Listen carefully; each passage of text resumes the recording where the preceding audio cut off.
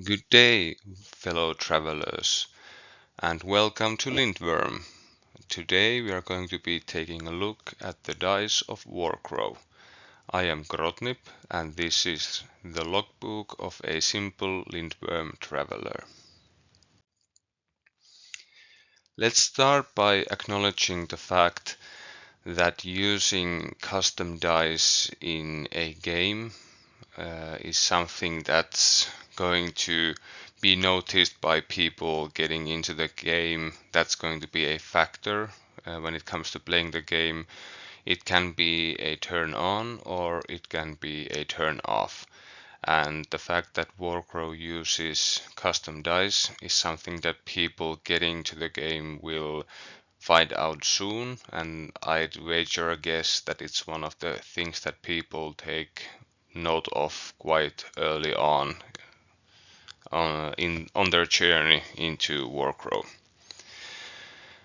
Um, People who are coming into Warcrow from a wargaming background are probably familiar with several types of basic, what I call standard dice systems. Your D6s, if you are familiar with some of the more common war games out there, your D20s from, for example, D&D, and then Infinity, which many of you are probably coming from into this game. And if you are familiar with those dice, having to learn a new system of D8s with various symbols and likelihoods of getting those symbols can throw people off to begin with. My aim here today is going to be to provide some basic information on how the dice in Warcrow work. We are going to take a look at the dice themselves, and then we are also going to be taking a look at some of the dice rolls involved in most games. This video is probably going to be quite long as is, but I have no intention of trying to make this a comprehensive take on the subject. We are not going to be going through everything and all the possibilities here. I'm trying to give a general presentation on the dice of Warcrow, how and when to use them, and so forth. So let's get to it. The first thing that I'd like to bring up or discuss is what's there to like about using custom dice. I personally think that it's quite refreshing to get a chance to learn a new dice system with custom symbols and their relevant meanings. I think, at least from where I stand, this gives us gamers the possibility of enjoying something that's new instead of something that we are very intimately familiar with. I'm a firm believer in the idea that a learning experience is an important experience, and as we learn more about the game of Warcrow and get deeper into the game and the world itself, we are also given a chance to experience learning the dice and the mechanics involved at the same time. I would also imagine that using a set of custom dice will give the game developers some nice design space to make their unique ideas come to life and give us new challenges to face and figure out. Many, or at least some of the things that we are about to experience with this custom dice system are probably things that could have been achieved in another way also, but either that might have been very difficult or arduous, or the end result might have been more complex than was necessary, and obviously some things just can't be done with your standard dice. The elephant in the room when it comes to Dice of Warcrow is the fact that we are working with a system where all the dice are effectively D8s with custom symbols, and they are differentiated by their color. And if you are a person who can't see color or has difficulty seeing and separating these colors that we are using in Warcrow, I feel for you. Uh, I don't know what's the process behind the decision to make the dice way the CP decided to, but if you're one of those people who suffer from this, you are seen, and you are an important part of the community, and I hope that in time there can be solutions that everybody who wishes to enjoy Warcrow can do so. Okay, the preamble aside, let's get to the nitty-gritty of this episode. Pictured there is a screen grab that I have taken from the Warcrow online rulebook. It's available free for those people interested in the Warcrow internet page. If you have not read the rules regarding these dice before watching this video, I highly suggest that you are going to go ahead, stop the video now, and go and read up on the dice and the different symbols that we can find there. I'm not going to be going through each and every one and explaining them in great detail as we go forward, as I'm expecting that you have at least a basic level understanding of the symbols and their meanings. For most players who aren't just playing for giggles, it's important to make informed decisions on the battlefield, and the way that we get to measure our ability as a commander of our little toy soldiers is by making informed decisions on strategy, on tactics, on prioritization, and on taking risks. And as the dice in many war games are in fact the arbiters of fate, and they will end up giving and taking away from us, it's important that we understand the dice so that we feel that we are in control. And if Warcrow was using the standard dice systems that we are more accustomed to, we would be able to more easily translate some of the experience we already have into this new system. At the same time, I have seen countless times people who, on a rational level, should have a good understanding of a dice system get frustrated when the dice behave the way they do. Sometimes people just get unlucky, but also people seem to have a tendency to have these preconceived notions of what should happen. And for example, if they have rolled badly several times in a row, that okay, now must be a good roll, the next one must be a good roll for them, and obviously dice don't actually work like that. So even though we lose some of our intuition coming into a new dice system, the truth of the fact is that for many of us, especially when the game gets emotional, our intuition might be wrong anyway. So I think it's a good idea, even in a system that you are familiar with, to sometimes take a bit of distance and analyze whether what you're expecting and what you're believing actually reflects the truth of how the dice should work. So let's get down to breaking down the dice and what one can expect from them when playing Warcrow. I am not a mathematician myself, so take everything that I say when it comes to mathematics with a grain of salt. As I have been trying to gain a better understanding of the Warcrow game, its units and the abilities of those units, I have been trying to work out a simple system of calculation that would help me conceptualize the game and understand it better. In essence, when you are rolling, let's say 2d6s, you should have a pretty good understanding of how the bell curve works, what dice rolls you can consider to be lucky or unlucky, and the same happens if you are, for example, playing in Infinity and rolling your 20s and d20s, and you are taking into account your target numbers and so forth.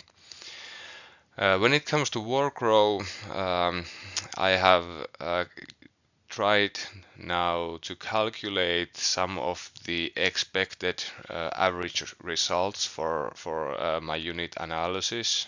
Here's a screen grab from the first one I'm currently working on. And the idea is to form some numbers that will inform me as to whether I'm rolling lucky or unlucky when I'm rolling my dice. And this information then again can be used not only in determining how and when to use a given unit, it can also be hopefully helpful when one decides, for example, whether to re-roll their dice after charging. Here we have the card for the Orc Hunters unit from the Northern Tribes. And as you see, when they are above their half strength, their attack is a red dice, 3 orange dice, and a yellow dice. And if you calculate the average amount of success symbols that you gain by rolling those dice, you end up at an average of 3.5 successes per roll. When it comes to analyzing units, I'm also going to be including the amount of maximum symbols that you can get in Warcrow. In any single dice, the distance between the highest and the lowest possibility isn't that big, but when you group a bunch of dice together, then you start to get more of a spread on what can happen. The very basic idea of this system is that, let's say you are rolling an orange and a yellow dice, and the combined average amount of successes from those two dice comes to exactly 1, if I have done my calculations right. So if you roll a success on the yellow one and no successes on the orange one, then you are bang average. And for example, re-rolling those dice is at its most likely outcome going to give you a success, but this time from the orange dice, and no success from the yellow one. So you basically should be ending up at the same result if you re-roll. Obviously there is the possibility of you rolling successes on both. There is the possibility of you rolling successes on neither. And there's also the specials, hollow successes and so forth to consider, but this is just a simple way that I have decided to try and calculate what I'm supposed to be getting with different sets of dice, and hopefully that can help us as we break down what's what. So with that more or less out of the way, let's talk about the different kinds of dice in Warcrow. Here's a breakdown of the red dice and what one can expect from rolling them. In Warcrow, as you probably know by now, there are 6 different colored dice. The red, orange and yellow are considered offensive dice because they will provide you with successes and specials, obviously. While the green, the blue and the black are the so-called defensive dice, and they will provide you with blocks and specials. More on those later. As you can imagine, offensive dice are used, for example, when attacking. More on that also later. And when you are attacking, you're usually looking to gain as many successes on your dice roll as possible in order to force wounds past any blocks that your opponent is rolling for. And as you see, the red dice should be providing you with ample successes. The red dice is the only type of dice in the game that has the ability to provide you with 2 successes on a single die facing. There are actually 2 such facings per red d8, which means that there is a 25% chance per roll that you will actually effectively explode your dice into a double success.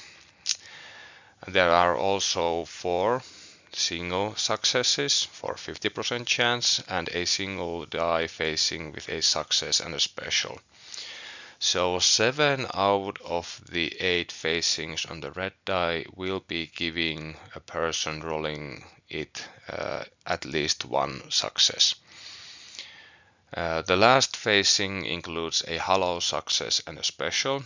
So there are total 2 special in the red dice, which means that the red dice are not very good at powering switches. There are no hollow specials at all, so those types of powerful specials can never be triggered with the use of red dice, and there's only a single hollow success for those switches that employ hollow successes. Then on the other hand, the fact that the only die phase that does not have a solid success does contain a hollow success means that elite units can't fail to get at least 1 success with their offensive dice. So the red dice should be more or less always giving you at least 1 success unless you are really unlucky, and occasionally they should also be providing you with doubles. The orange dice are the next most likely to provide you with successes. There are 2 die faces with a single success, 2 with a success and a special symbol, 1 with hollow success and a special, and another with success and a hollow special. Then there's also 1 with just a special and 1 hollow special. And as you can see from the breakdown below, this means that the orange dice on average give you a bit over 50-50 chance of gaining a success. There's a coin flip of a chance of getting a special per dice, and there's also a single hollow success out there. What's the big thing for the orange dice besides the pretty even split between successes and specials is the fact that it's the offensive dice with the most hollow special symbols. And this means that for those units that use hollow special symbols to trigger powerful switches, the orange die are actually the best dice for getting those switches through. If we, for example, take a look at the War Surgeon's attached profile on their unit card, it has the ability Poison Vials, which means that every time the unit to which the War Surgeon is attached rolls a hollow special, they will inflict an automatic wound on the opponent effectively past their blocks. So attaching your War Surgeon to a unit with as many orange dice as possible, I don't know, maybe Bucklerman or something, is going to give you more bang for your buck when using this specific ability. If we had a hypothetical situation where you could attach the War Surgeon to a unit that's using only red dice, then the unit would be half as capable of using the Poison Vials ability of the said War Surgeon. So here you are, if you're a newer player, starting to notice the fact that the dice in Warcrow aren't strictly better or worse than the other dice, they are different. Yes, when it comes to successes, plain successes. The red dice are the best, the yellow dice are the worst, but as you can see, the orange dice is not just the dice between those two extremes, it's also the dice that has the best chance of getting you hollow successes for your switches. And then we get to the yellow dice. Yellow dice have two faces with a success and a special symbol, two die faces with special and a hollow success, a single double special, this being the only offensive dice double special that's out there, a single die face with a success, a single one with a special, and single one with a just plain hollow special.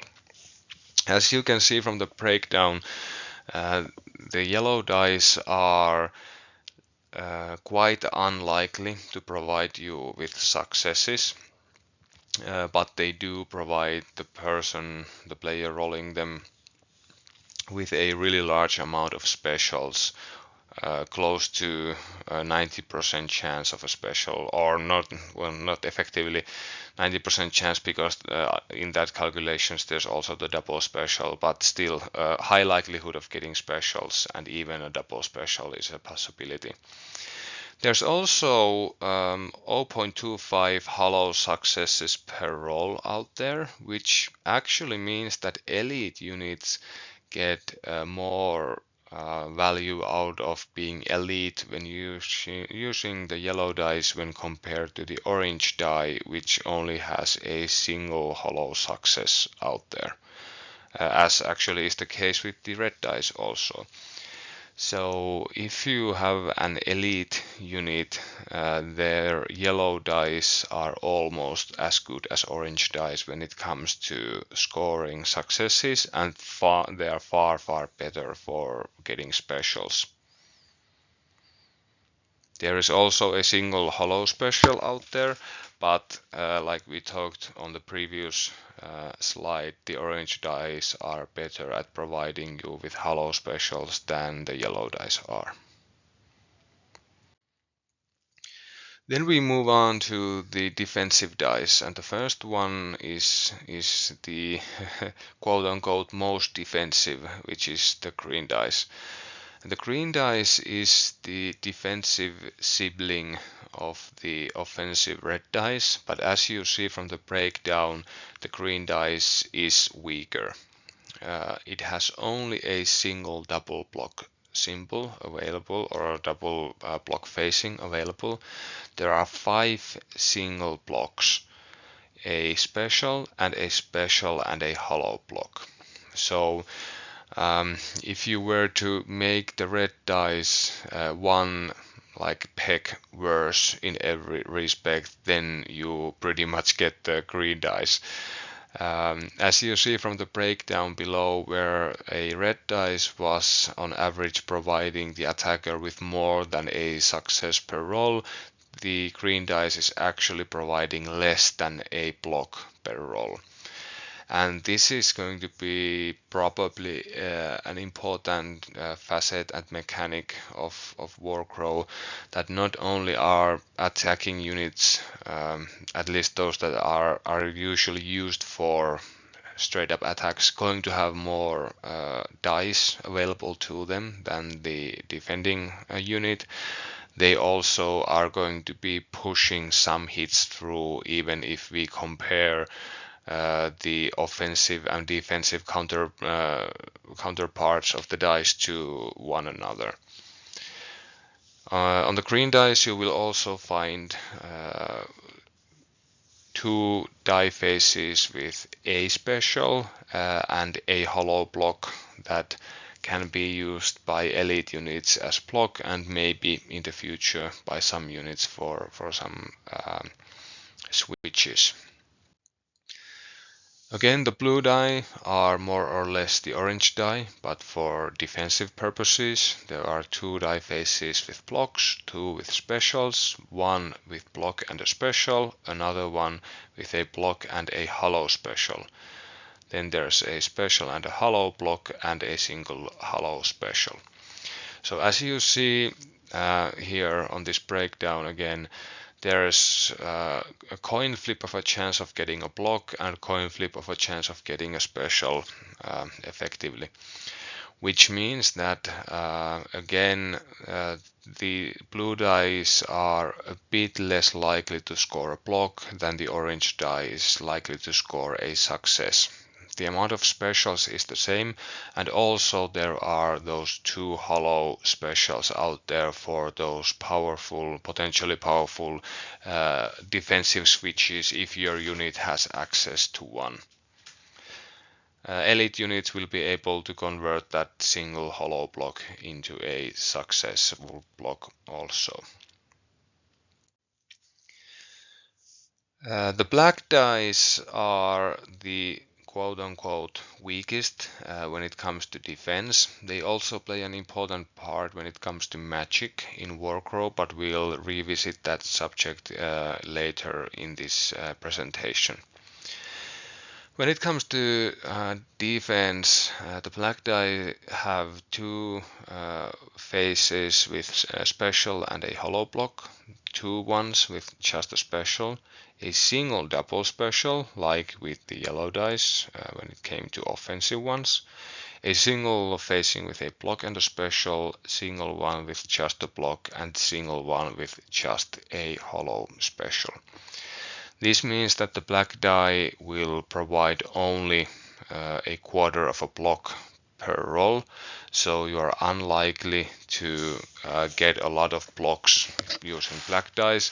But then again, if you are rolling several black dice, there is the chance that if you get lucky, you might quote unquote explode on your dice roll and get a lot of those blocks.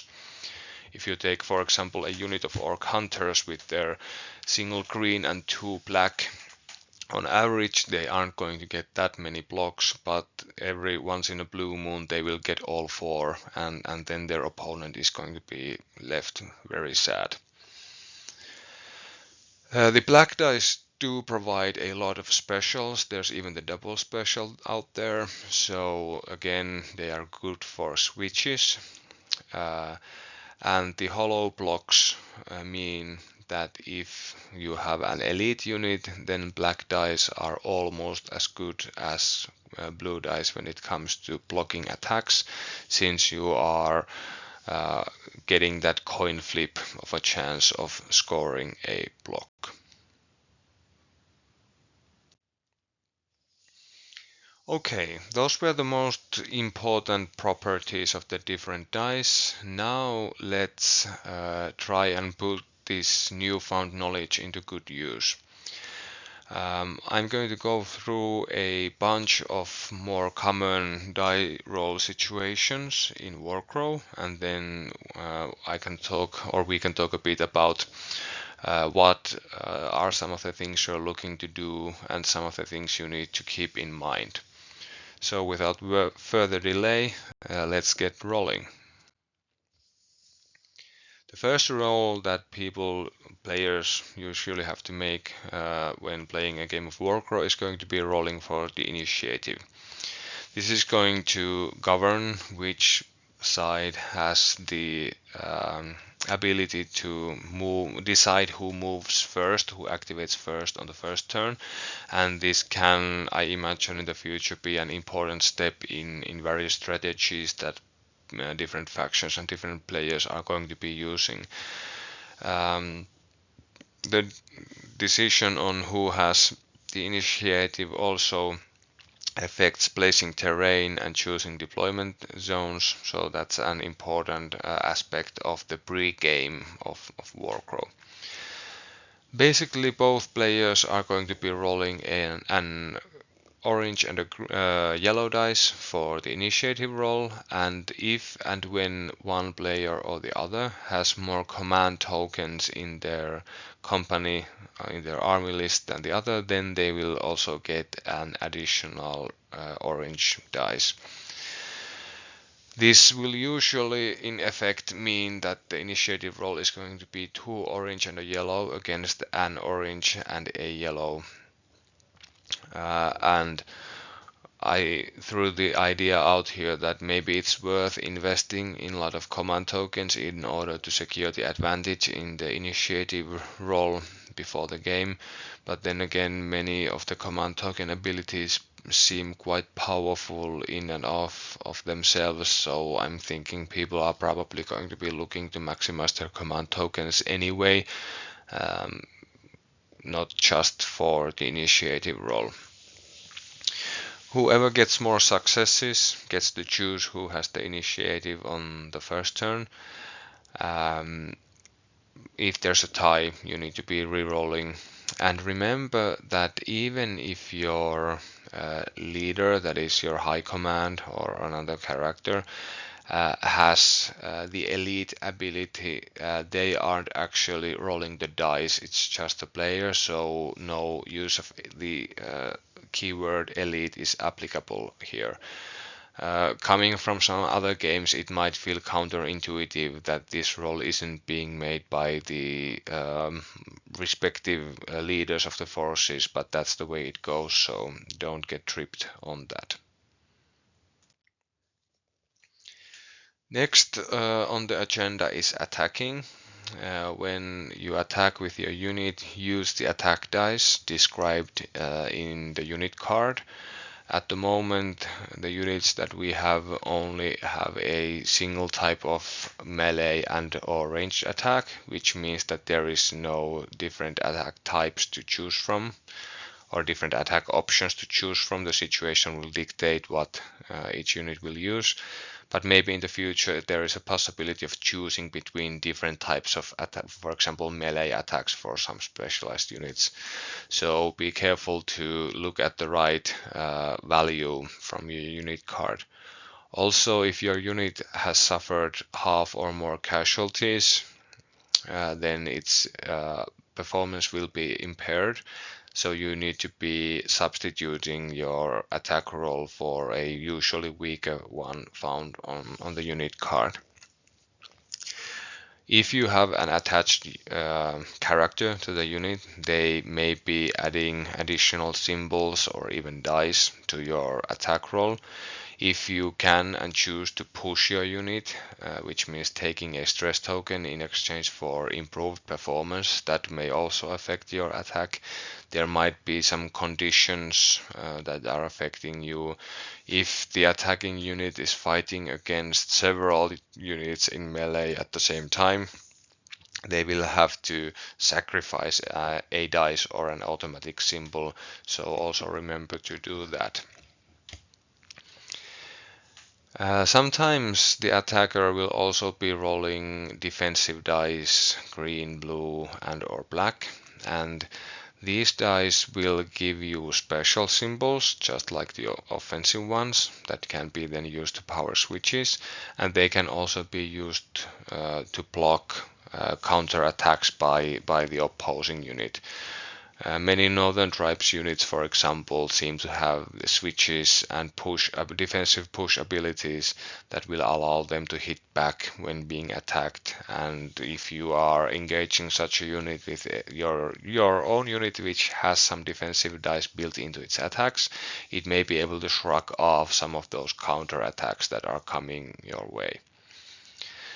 When it comes to pushing straight damage through on the enemy via the old-fashioned way of overpowering their defenses, you are looking as an attacker to score as many hits as possible, or as many successes as possible.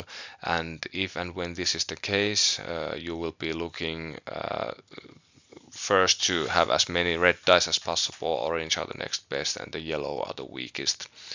Then again, if you have powerful switches that are important ways of pushing damage through or achieving some other condition that you are looking for, then you might actually be more happy to roll the orange or the yellow dice as the situation dictates. The attacker is the one, or let's say the active player is the one who first gets to activate the switches, so be careful on what switches you decide to activate. This may actually end up in or lead you into a situation where you perform an attack on the unit and then you are able to use your own switches to cancel symbols that the opponent would have in turn used for switches of their own. As an example, let's say there's a Northern Tribes mirror match and Aalborg attacks a unit of Orc Hunters. The Orc Hunters have a switch that allows them to exchange successful blocks into successes, i.e. hits against Aalborg here. But if Aalborg activates his double special switch, which not only adds an additional success but also removes a successful block or a block from the Orc Hunters, that effectively means that Aalborg is also diminishing the amount of damage he's going to be taking in return. Where the average dice results that we counted before might come in handy is when you're deciding whether you should be re-rolling or not. Charging units get to re-roll their dice if they so choose, but they have to re-roll everything if they decide to do so. Here you might, for example, be charging with a unit of Orc Hunters and knowing that the average amount of successes is at 3.5. So if you get less than that, then you might be more inclined to reroll and look for a better result.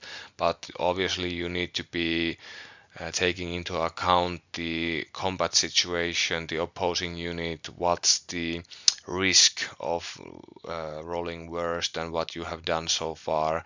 Is doing damage, a lot of damage, actually the main thing here, or is it just enough that you push some damage through, push back the enemy unit and claim an objective, for example.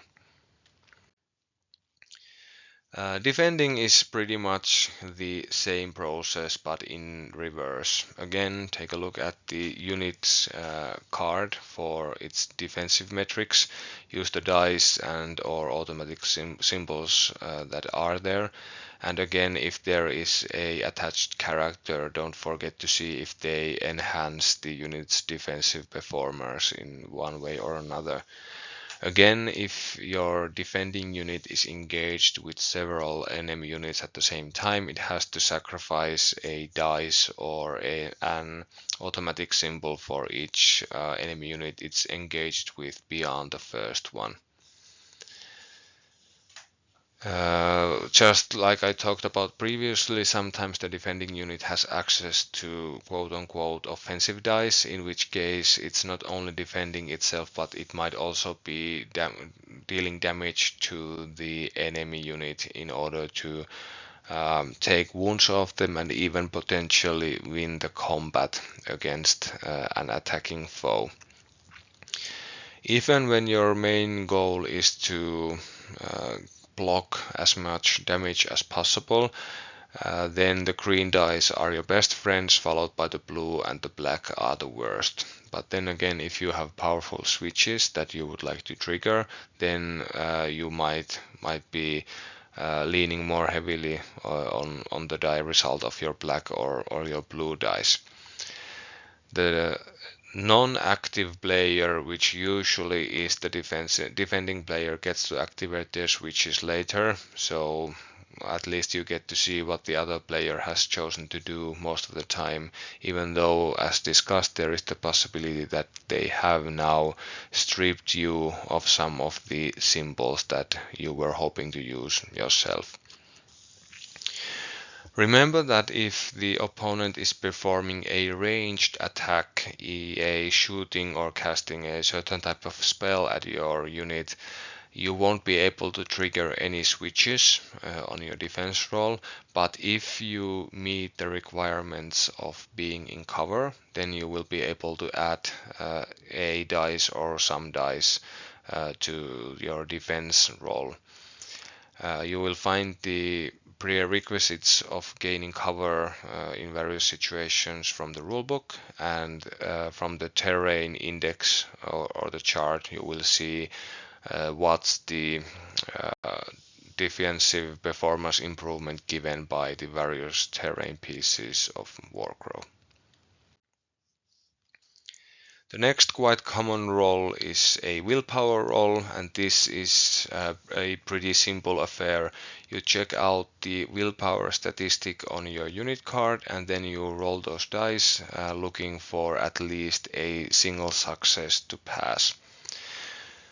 Take note that if your unit has a character attached, some characters will substitute the attached profile's willpower and replace the units with theirs. And then you need to be using that value from the bottom of the card. In this case, the willpower is marked with two dots on top of one another, and then again some characters will add a dice to the willpower. For example, the orc wise main will add a yellow dice to the willpower roll of the unit he's attached to, and also he will allow you to re-roll any failed attempts. So there are also sometimes going to be re-rolls available. Don't forget that elite is applicable for willpower rolls, so elite units are more likely to pass their whip checks when compared to your more regular grunts. If you are being forced to perform a willpower roll because of a special ability like intimidating or taunt, the ability itself will tell you how many successes you will need to score in order to pass the test. For example, intimidating 2 means that you need to get at least 2 successes in order to pass your willpower test.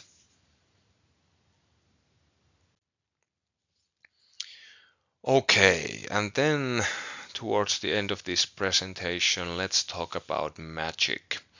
And now we are going to circle back to the black dice and talk about the properties when it comes to using magic. You will need to familiarize yourself with the different types of rolls and situations where the black dice are being rolled. And while most of the effects I'm going to describe next are applicable for most of those rolls, they may not be applicable to all. For example, when a player is rolling to check if the tinge effects manifest themselves as a part of the beginning of the turn phase, you don't get any tinge by rolling the appropriate symbol. You're just looking if the effects of tinge will manifest by rolling the hollow special. Usually when the black dice are involved in a situation where magic is being attempted, block symbols will mean that it's more likely that a spellcasting attempt will fail. Sometimes the casting spellcaster will be rolling some black dice themselves, and these will be counting their blocks against the successes of the said spellcaster. Same goes for dispelling, we'll be talking about those later. So basically there's a 25% chance per black dice involved in a magic roll that the spell being cast is going to have a harder time of getting successfully cast. Hollow blocks have the same likelihood of appearing, 25% per black die rolled, and if you get a hollow success as part of a magic roll, that will mean that your spellcaster unit will suffer a tinge token. And as you familiarize yourselves with the tinge's effects, you will notice that suffering the effects of tinge can be quite catastrophic when there's enough tinge involved. But at the same time, the more tinge your caster has, the more difficult and more dangerous it is for them to successfully cast any spells. So managing the amount of tinge that your spellcasters have is an important part of the resource management of Warcrow, at least if you are looking to leverage your spellcasters in any meaningful way. The last and least likely to come up symbol that has an important effect on magic from the black dice is the hollow special. It only comes up with a single die phase, but if this happens, then you need to consult the chart on how many tinge tokens your spellcaster has and then apply all the relevant effects. And if your spellcaster has 5 or more tinge and you roll that hollow special, that will effectively mean that your spellcaster gets nuked off the field, and they may even take some of the nearby units with them. So be careful when rolling black dice when your spellcaster is heavy on tinge.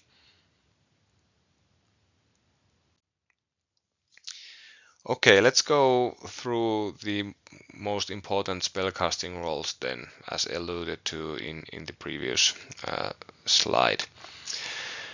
When a spellcaster decides to cast a spell in Warcrow, that's going to be effectively a standard willpower roll. They are looking to score at least one uncancelled success, and if after everything is said and done, the spellcaster has at least one uncancelled success remaining, then the spell is successfully cast and you will proceed to see its effects on the battlefield. If the wizard or the spellcaster chooses to enhance their spell by adding alterations, that means new properties to the spell described by the spell itself, for example extending the range or applying a switch, new switch ability on the spell, that will force them to roll black dice as part of this casting attempt. Also, the wizard or the spellcaster has to roll a black dice for each tinge token that they have as they are casting the spell. And in this roll, any blocks that the spellcaster rolls will cancel a success from the willpower roll. So as the situation with your tinge deteriorates, it's possible that you are rolling quite many dice and succeeding in your willpower roll becomes more and more difficult. The first 3 tinge dice, regardless of whether they are the result of a spell alteration or because of the tinge your spellcaster has received, are going to be black, and the next 3 after that will be blue. And what's important with the blue dice is that not only are they more likely to result in a block that will potentially stop the spell from being cast successfully, they also have the double amount of hollow special symbols on them, so they are way more likely to trigger the tinge's effects. And if you are rolling blue dice because you have so much tinge already, then there's a high likelihood that a manifestation of tinge will have dire consequences on your spellcaster. If you have decided to collect all the tinge from your token box and you get beyond 6 dice, then you will be rolling green dice for the rest, or at least the next 3. I think 9 dice is the maximum you can roll, but effectively at that point you have probably ran your spellcaster into the middle of the enemy force and you are detonating them actively to cause damage. So there should be no surprise there when your spellcaster gets torn to pieces. After the spellcaster has completed their casting roll, they have the choice to take an automatic tinge token to add a single automatic success to their roll. So you get to see how many successes you rolled, how many blocks there are already cancelling those successes, and then you get to decide whether you want to add that automatic success. Let's say all your successes get cancelled by the blocks, but there are no blocks remaining. Well, in this case, it might very well be worth taking that tinge token, because that will mean that the spell actually goes through and this was not all in vain. Then again, if you take that tinge token to add that single solitary success, and that's the only one you have remaining, and there's a fit stressable enemy that's spellcaster in the range that can try and stop your spell with a block spell ability that we'll be talking next, then this might not be worth it. At the same time, if you're worried about an enemy blocking attempt or dispel, which we will also be talking about soon, then you might want to pile on as many successes as possible, and you might be willing to take that tinge token even if you have one or even two uncancelled successes from your willpower still remaining at this point. So again, manage your risk, manage your tinge, manage the battlefield situation to the best of your advantage. Blocking the spell happens after the spellcaster has rolled their dice, and the player who has the chance to block knows what they are looking for in order to stop the spell from happening. You need to have a spellcaster unit within 20 strides of the enemy spellcaster trying to cast a spell, and you will also need to be able to stress that spellcaster in order to block a spell. So if you are full morale on stress, then you can't block a spell.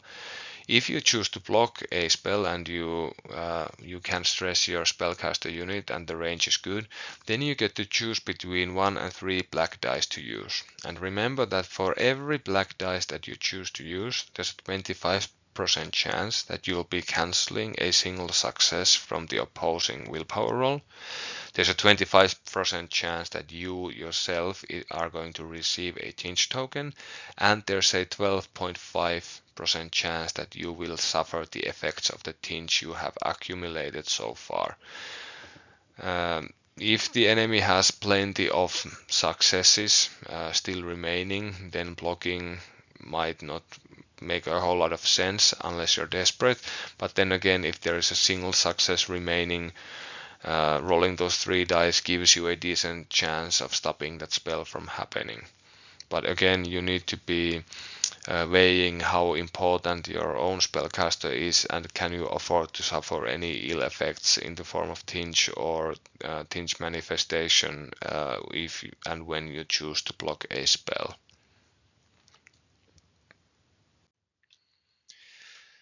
The other option besides blocking a spell with a spellcaster is dispelling a spell if you have a unit that's capable of doing so. Dispelling in Warcrow is effectively a form of magic resistance. It's the unit's innate ability to fight off magic.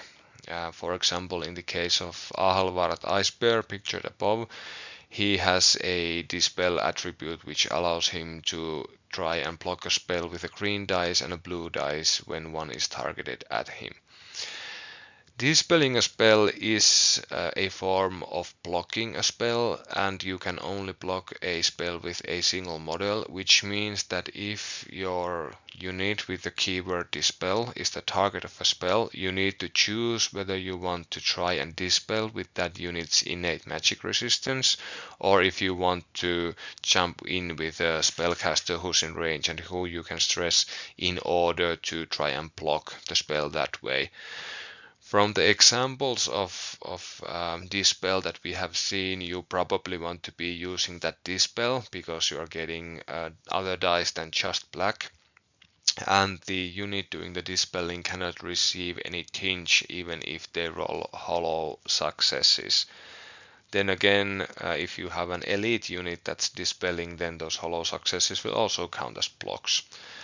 The way people seem to read the rules at the moment is that a dispelling unit doesn't have to stress either. So there's also that positive when compared to blocking a spell. You aren't investing your moral resource via taking a stress when you are using the dispel ability. Again, the same rules apply as before. You are looking to get enough blocks that after you block the successes of the enemy's willpower roll, there will be no successes remaining, in which case the enemy spell has failed and it's lunchtime for Ahlvard, who's going to have a really nice meal of that Frostfire Herald who dared to try and burn him up. Phew, that's it for now, fellow travelers. Hopefully you found this presentation to be somewhat helpful. It's obviously geared towards newer players, but hey, if somebody veteran got any ideas out of this, then great. Point out any mistakes that I made in the comments, and your thoughts are otherwise also welcome. And without making this video an hour long, I will now stop it here and wish you happy gaming. May you roll all the successes, all the blocks, and all the specials that you need to win your battles. Goodbye, travelers.